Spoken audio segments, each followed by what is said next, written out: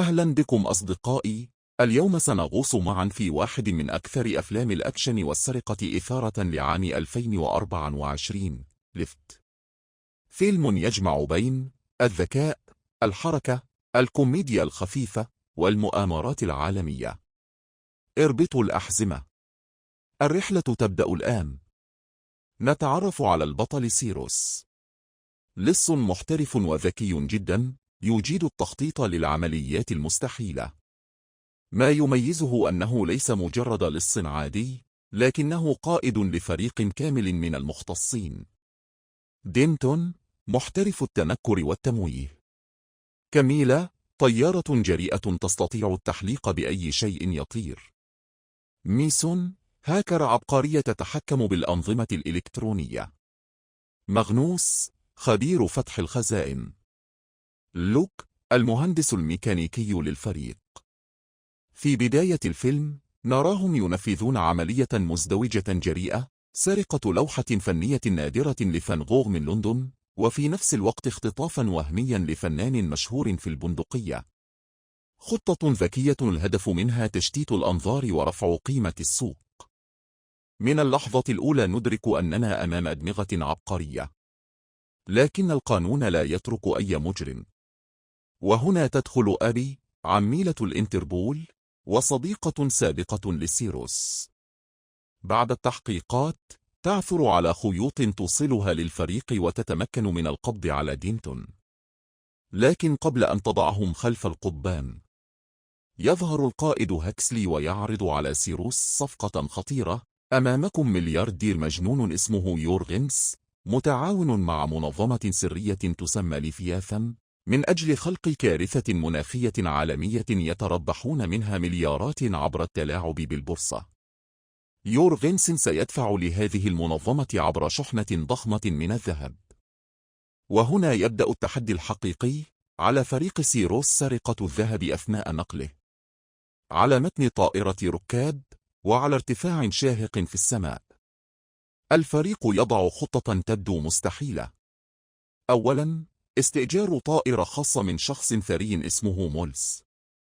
ثانياً، تقود كاميلا هذه الطائرة لتطير مباشرة أسفل الطائرة التجارية حتى يستطيعوا أن يتلاعبوا بالرادارات. ثالثاً، ميسون تتولى اختراق أنظمة المراقبة الجوية. أما رابعاً، سيروس ينسق كل التفاصيل لحظة بلحظة. لكن كما يقولون، حتى أعظم الخطط لا تصمد أمام الفوضى. يورغنس يكتشف أن هناك خائنا في صفوفه، فيقرر تغيير موعد التسليم بشكل مفاجئ. في يوم التنفيذ الطائرة تقلع والذهب على متنها. في البداية تسير الأمور كما خططوا، النظام مخترق، إشارات الرادار مضبوطة، والطائرة تتحرك نحو مصيرها. لكن فجأة تبدأ معركة عنيفة داخل الطائرة بين رجال يورغنس وفريق سيروس. إطلاق نار، قتال بالأيدي، وأحداث متسارعة تخطف الأنفاس. يقبض على الفريق، ومن بينهم سيروس وأبي ومغنوس، ولكن ينجح هذا الأخير في الهرب عند نزول الطائرة بنجاح.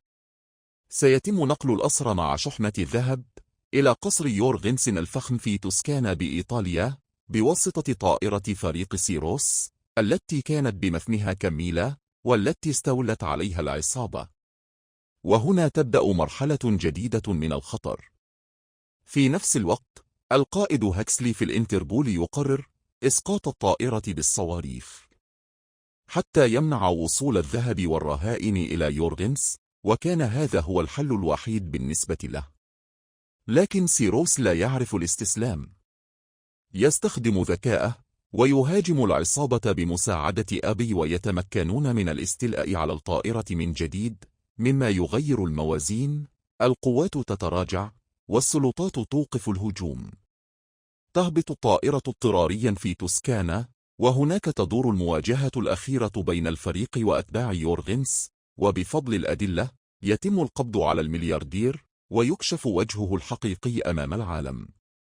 لكن المفاجأة الكبرى تأتي لاحقا. السبائك التي كان الجميع يظنها ذهبا لم تكن سوى حديد مطلي. الفريق استبدلها بذكاء بينما الذهب الحقيقي اختفى من البداية. النتيجة الأخيرة: يورغنز خاسر. الانتربول يظن أنه استعاد السيطرة، والفريق يخرج بالغنيمة كاملة. الفيلم ينتهي بلحظة رومانسية بين سيروس وآبي. بعد كل ما حدث، تقرر أبي التخلي عن عملها في الانتربول والانضمام إلى الفريق لتبدأ معهم مغامرات جديدة. هكذا ينتهي ليفت، فيلم سرقة مشبع بالأكشن، مليء بالمفاجآت والالتواءات الذكية.